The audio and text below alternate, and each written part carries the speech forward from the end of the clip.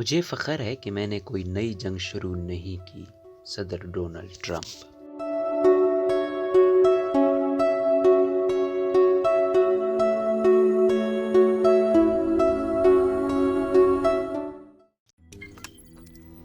روزنامہ قدرت کی ویڈیو دیکھنے کے لیے ابھی یوٹیوب چینل پر سبسکرائب کریں اور بیل آئیکن پر بھی کلک کریں. صدارت کے آخری روز اپنے الوداعی خطاب میں امریکی صدر ڈونلڈ ٹرمپ نے کہا کہ انہوں نے اپنے دور اقتدار میں کوئی جنگ شروع نہیں کی اور اس پر انہیں فخر ہے. امریکی صدر ڈونلڈ ٹرمپ نے اپنے الوداعی خطاب میں اپنی مدت صدارت پر فخر کا اظہار کرتے ہوئے نئی امریکی انتظامیہ کے لیے نیک خواہشات کا اظہار کیا ہے. خبر رساں ادارے روئٹرز کے مطابق منگل کو وائٹ ہاؤس سے جاری ہونے والے ایک ویڈیو پیغام میں صدر ٹرمپ نے اپنی کامیابیوں پر فخر کیا اور نئی انتظامیہ کے لیے نیک خواہشات کا اظہار کیا، مگر آنے والے صدر جو بائیڈن کا نام لینے سے گریز کیا. یاد رہے کہ الیکٹورل کالج کے ووٹس میں جو بائیڈن نے 306 جبکہ صدر ٹرمپ نے 232 ووٹ حاصل کیے تھے، جبکہ اس کے باوجود صدر ٹرمپ جو بائیڈن کی فتح کو تسلیم کرنے سے انکار کر چکے ہیں. 20 جنوری یعنی آج بدھ کو نومنتخب امریکی صدر جو بائیڈن اپنے عہدے کا حلف اٹھائیں گے، لیکن صدر ٹرمپ نے روایت کے خلاف ان سے ملنے اور ان کی حلف برداری کی تقریب میں شرکت کرنے سے انکار کر دیا ہے، بلکہ وہ اس کے بجائے فلوریڈا جانے کا ارادہ رکھتے ہیں. اپنی تقریر میں ان کا کہنا تھا، اس ہفتے ہم ایک نئی انتظامیہ کا آغاز کریں گے اور دعا کریں گے وہ امریکہ کو محفوظ اور خوشحال رکھے. ہم ان کے لیے نیک خواہشات کا اظہار کرتے ہیں اور یہ کہ وہ خوش قسمت رہیں، جو کہ بہت ضروری لفظ ہے.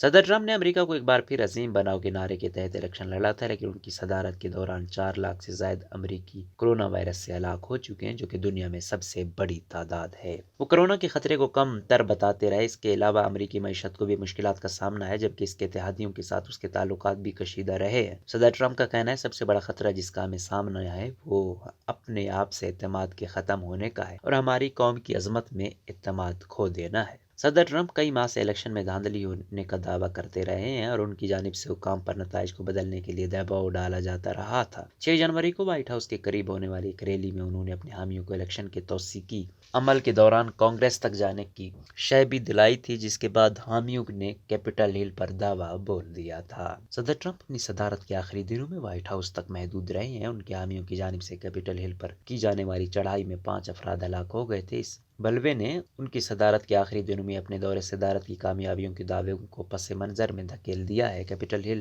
بلوے کے بعد امریکی ایوان نمائندگان میں ان کے مواخذے کی کارروائی کی گئی، جس کے بعد وہ امریکی تاریخ میں 2 بار مواخذہ کیے جانے والے پہلے صدر بن گئے. انہیں عہدہ صدارت چھوڑنے کے بعد ان الزامات کا سامنا کرنا پڑے گا. منگل کو کی جانے والی تقریر میں صدر ٹرمپ نے ٹویٹر کی جانب سے اپنے اکاؤنٹ کو معطل کرنے کے حوالے سے بات کرتے ہوئے اس واقعے کا ذکر کیے بغیر اپنی شکایت دہرائی کہ کمپنی کی جانب سے آزادی اظہار کو روکا جا رہا ہے. ٹویٹر نے ان کا اکاؤنٹ معطل کرنے کے بعد کہا تھا کہ ایسا اس کی جانب سے مزید تشدد کو بھڑکانے کے خدشے کی وجہ سے کیا گیا تھا. ان کا کہنا تھا، آزادی اظہار اور بحث کی آزادی کو بند کرنا ہماری بنیادی روایات کی خلاف ورزی ہے. اپنی تقریر میں صدر ٹرمپ نے اپنے عہدہ صدارت کی کامیابیوں پر فخر کا اظہار بھی کیا. ان کا کہنا تھا، ہم نے وہی کیا جو ہم یہاں کرنے آئے تھے اور اس کے علاوہ بہت کچھ. میں نے سب سے مشکل کام کیا اور مشکل راستہ اپنایا کیونکہ آپ نے مجھے یہی کرنے کے لیے منتخب کیا تھا. انہوں نے مشرق وسطی میں ہونے والے امن معاہدوں پر اپنی خارجہ پالیسی کی تعریف کی. ان کا کہنا تھا، ہم نے اپنے اتحاد کو مضبوط کرتے ہوئے چین کا سامنا کیا جیسا پہلے کبھی نہیں کیا گیا. میں کئی دہائیوں میں پہلا ایسا صدر ہونے پر فخر محسوس کرتا ہوں جس نے کوئی جنگ نہیں شروع کی.